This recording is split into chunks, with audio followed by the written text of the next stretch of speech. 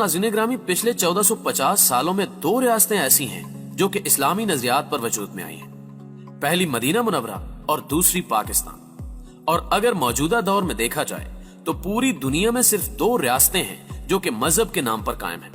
पहली पाकिस्तान जो कि इस्लाम के नाम पर बनी, और दूसरी इसराइल जो कि यहूदियत के नाम पर उम्मत मुस्लिमा के सीने में छुरा घोंप कर बनाई गई।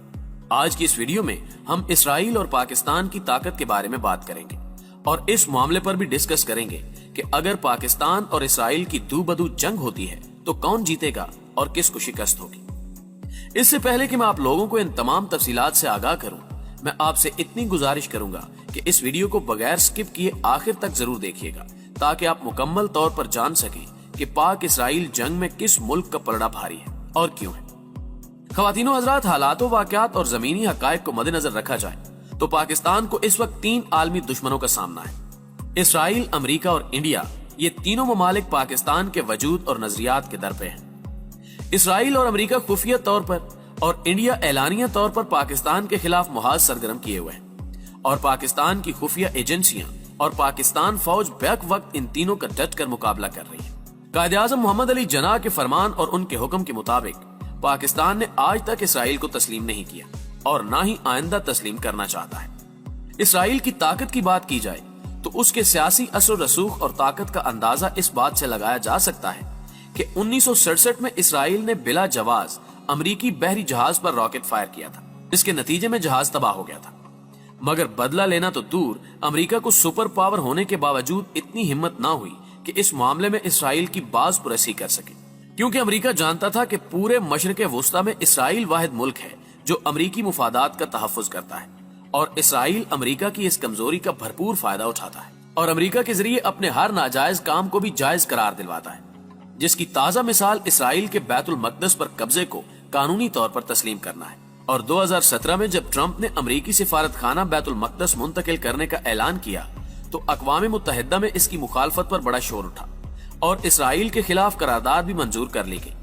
मगर फिर भी इसराइल ने किसी भी करारदाद को मानने से इनकार कर दिया था, और इस वक्त अमरीकी सरपरस्ती ही इसकी सबसे बड़ी ताकत है। अगर यूं कहा जाए कि इन दोनों की दोस्ती ही इनकी सबसे बड़ी ताकत है, जहां दोस्ती की कश्ती में सुराख हो, ये दोनों वहीं डूब जाएंगे। इसराइल की मिलिट्री ताकत की बात की जाए तो अमेरिका, बरतानिया और फ्रांस इसे जदीद से जदीद असलहा फराम करते हैं और शदीद इंसानी खिलाफ वर्जियों के बावजूद इसका असलहा रोका नहीं जाता। हालांकि यही ममालिक पाकिस्तान या दुनिया के किसी भी मुल्क में सिर्फ शक की बिना पर ही असलहा रोक कर इंसानी हकूक के ठेकेदार बन जाते हैं। पाकिस्तान और इसराइल की जंगी ताकत, हथियारों और फतह के इम्कानात के बारे में बात की जाए तो इसराइल दिफाई लिहाज से दुनिया की 13वीं बड़ी ताकत है। ये इतनी तेज तरीन और अलर्ट फौज है कि 1967 में अरब इसराइल जंग में सिर्फ एक दिन में 350 मिस्री तैयारों को उड़ाने से पहले ही नाकाम बना दिया गया था, और बैक वक्त मिस्री, शामी और लबनानी एयरफोर्स को घुटने टेकने पर मजबूर कर दिया गया था, और सिर्फ 6 दिन में जंग उसने अपने नाम कर ली थी। इसकी कुल एक्टिव फौज 1,70,000 है और रिजर्व में 4.5 लाख फौजी मौजूद है।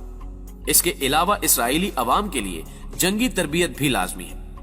इसकी आबादी 85 लाख से जायद है और इसका दिफाई बजट तकरीबन 15.5 अरब डॉलर सालाना है।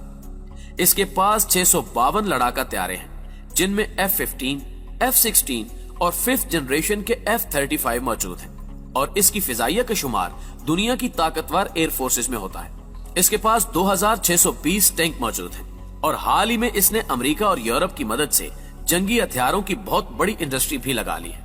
यही वजह है कि इसराइल कम वक्त में ड्रोन बरामद करने वाला सबसे पहला बड़ा मुल्क भी बन गया है। टैंक, रोबोट, रात के वक्त तवील फासले तक देखने वाला दूरबीन और दीवार की दूसरी जानिब इंसानी नकलो हरकत जानने वाले आलात में ये खुद कफील हो चुका है। इसके पास अपना दिफाई मिसाइल सिस्टम आयरन डोम भी मौजूद है, जिसकी वजह से किसी भी मिसाइल हमले को फिजा में ही नाकारा बनाया जा सकता है। यहाँ मैं अपनी नाज़रीन की मालूमात में इजाफे के लिए इतना बताता चलूं कि इंडिया ने भी इसराइली ताउन से ये आयरन डोम बनाए थे और पाकिस्तान ने उसी वक्त इसका हल भी निकाल लिया था। अबाबील मिसाइल, जो कि इस आयरन डोम को तबाह करने की मुकम्मल सलाहियत रखता है, ये मिसाइल फिजा में पहुंचकर वक्फे वक्फे से छोटे छोटे मिसाइल फेंकता है, जिससे किसी भी एंटी मिसाइल को तबाह किया जा सकता है। इसने एटमी हथियार भी बना रखे हैं, मगर अभी तक ऑफिशियली एटमी मुल्क होने का ऐलान नहीं किया गया, इसलिए इसे एटमी मुल्क नहीं समझा जाता। اسرائیلی معیشت کی بات کی جائے تو دنیا کے امیر ترین بل گیٹس جیسے افراد اسرائیل میں سرمایہ کاری کرتے ہیں، وہ اس لیے کہ اس نے ملک کو اندرونی طور کسی بھی جنگ سے محفوظ رکھا ہوا ہے اور سرمایہ کار اپنا سرمایہ محفوظ سمجھتے ہیں۔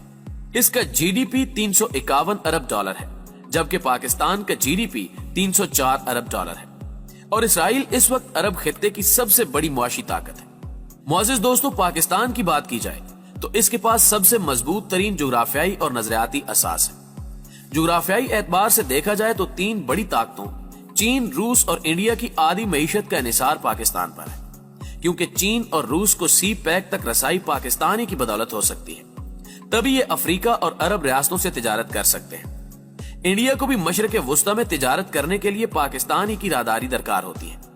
یہ ایشیا کے اس خطے میں واقع ہے جو خطہ عالمی سیاست اور معیشت کا محور بنتا جا رہا ہے۔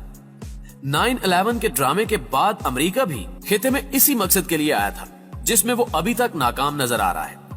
نظریاتی اعتبار سے دیکھا جائے تو پاکستان کی اکثریت اسلام پسندوں کی ہے، جن میں اپنی پاک فوج کے شانہ بشانہ لڑنے کا جذبہ موجود ہے، جس کا عملی نظارہ انڈیا سمیت دنیا بھر نے 1965 اور 1999 میں کارگل محاذ پر دیکھا ہے۔ پاکستان کی آبادی تقریباً 22 کروڑ ہے اور 7 کروڑ آبادی نوجوانوں پر مشتمل ہے، اور اگر اس کا 1/3 بھی لڑنے کے لیے میدان میں اتار دیا جائے تو فوجی تعداد اسرائیل کی کل آبادی سے بھی زیادہ ہو سکتی ہے، اور اس کی بہترین ISI دنیا میں پہلے نمبر پر ہے، اور عالمی ادارے اس حقیقت کو تسلیم کر چکے ہیں، اور یہ ہیروز پوری دنیا میں خفیہ آنکھ بن کر پاکستان کے مفادات کی نگرانی کر رہے ہیں۔ پاکستان کی فوج کے بارے میں بات کی جائے تو اس کا ماٹو تقوی اور جہاد فی سبیل اللہ پر ہے، جو کہ کسی بھی مغربی یا استعماری سامراج کو کھٹکتا ہے۔ اس کی فوج دنیا کی 5ویں بڑی فوج ہے۔ ایکٹیو فوجیوں کی تعداد 6.5 لاکھ سے زائد ہے۔ کولڈ وار ہو یا دہشت گردی کے خلاف محاذ آرائی، پاکستانی فوج کا کردار سب سے نمایاں ہے۔ اس طاقت کا اندازہ آپ اس بات سے لگائیں کہ جب 9/11 کے بعد امریکہ اور اس کے اتحادیوں نے دہشت گردی کے نیٹ ورک پوری دنیا اسلام میں پھیلائے تو 10 سال سے بھی کم عرصے میں اس نے TTP جیسے مسلح گروہوں کو مکمل طور پر کچل دیا۔ اسی طرح کی دہشت گردی کا سامنا عراق، شام اور لیبیا کو بھی تھا، مگر 2 دہائیاں گزرنے کے باوجود وہاں فوج ناکام رہی اور وہ ملک خانہ جنگی کا شکار ہو گئے۔ اسی طرح امریکہ اور 70 ممالک کا فوجی اتحاد پوری ٹیکنالوجی سے لیس ہونے کے باوجود افغانستان میں 2 دہائیوں میں اپنے مقاصد کو عملی جامہ نہیں پہنا سکا، اور مذاکرات کی دہائی دینے کے لیے پاکستان کی مدد لینے پر مجبور ہو گیا۔ پاک فضائیہ کی بات کی جائے تو اسی فضائیہ نے 27 فروری کو اسرائیلی جہاز گرا کر پائلٹ کو گرفتار کر لیا تھا۔ 1973 میں جب عرب اسرائیل جنگ جاری تھی تو اسرائیل پاک فضائیہ کی وجہ سے دھول چاٹنے پر مجبور ہو گیا تھا۔ وہ اس طرح کہ اس نے مصر پر قبضہ کر لیا تھا، مگر پاک فضائیہ کے جوانوں نے اسرائیلی طیارے مار گرائے تھے اور یک لخت وہاں موجود اسرائیلی جیٹس اور جنگی طیاروں کا صفایا کر دیا تھا، اور اسرائیل کو مجبوراً فوجیں واپس بلانا پڑی اور مصری علاقے کا صحرائے سینہ بھی خالی کرنا پڑا۔ ان دونوں واقعات سے لگتا ہے کہ قدرت نے اسرائیل کی بربادی پاک فضائیہ کے ہاتھوں لکھی ہوئی ہے، جو کسی بھی وقت حقیقت کا روپ دھار سکتی ہے۔ ٹیکنالوجی کے اعتبار سے دیکھا جائے تو پاکستان عالم اسلام کی واحد ایٹمی طاقت ہے اور پوری دنیا میں 7ویں طاقت ہے۔ پاکستان کا شمار ان چند ممالک میں ہوتا ہے جو 3rd اور 4th جنریشن کے جنگی طیارے، آبدوزیں، سیٹلائٹس تیار کرنے کی صلاحیت رکھتا ہے۔ اس کا دفاعی بجٹ 9.5 ارب ڈالر سالانہ ہے۔ پاکستان کے پاس تقریباً 1000 فائٹر جیٹس، 2924 جنگی ٹینک اور 197 جنگی آبدوزیں ہیں۔ اس کے علاوہ پاکستان کے پاس کثیر تعداد میں ایٹمی ہتھیار بھی موجود ہیں، جن کی رینج اسرائیل تک ہے، اور پاکستان نے لانگ رینج میزائل کسی بھی اسرائیلی شیطان کا مقابلہ کرنے کے لیے بنا رکھے ہیں۔ معزز ناظرین، اسرائیل کی ساری طاقت اسرائیل اور امریکہ دوستی ہے۔ جب بھی اس میں ہلکی سی دراڑ آئے گی تو اسرائیلی طاقت کے غبارے سے ہوا نکل جائے گی، اور پاکستان دفاعی اعتبار سے کسی پر انحصار نہیں کرتا۔ یعنی ایسا نہیں ہے کہ اگر کوئی ملک پاکستان کا ساتھ چھوڑ دے تو پاکستان کا دفاع کمزور ہو جائے۔ اسرائیل اس وقت پاکستان کو اپنا سب سے بڑا دشمن سمجھنے کے باوجود پاکستان کے خلاف کسی بھی قسم کی فوجی کارروائی سے گریز کرتا ہے، اور صرف انڈیا کی پشت پناہی کر کے پاکستان کے خلاف اپنا غصہ نکال سکتا ہے، اور اگر کھل کر میدان میں آ بھی جائے تو اسے اس بار 1973 میں پاک فضائیہ کی جانب سے ملنے والے جواب سے بڑا سرپرائز مل سکتا ہے، جس کی اسرائیل تاب نہ لا سکے گا۔ یعنی پاکستان کو اسرائیل پر برتری حاصل ہے۔ خدا نہ خواستہ اگر پاک اسرائیل جنگ ہو جاتی ہے تو فتح انشاءاللہ پاکستان کے قدم چومے گی۔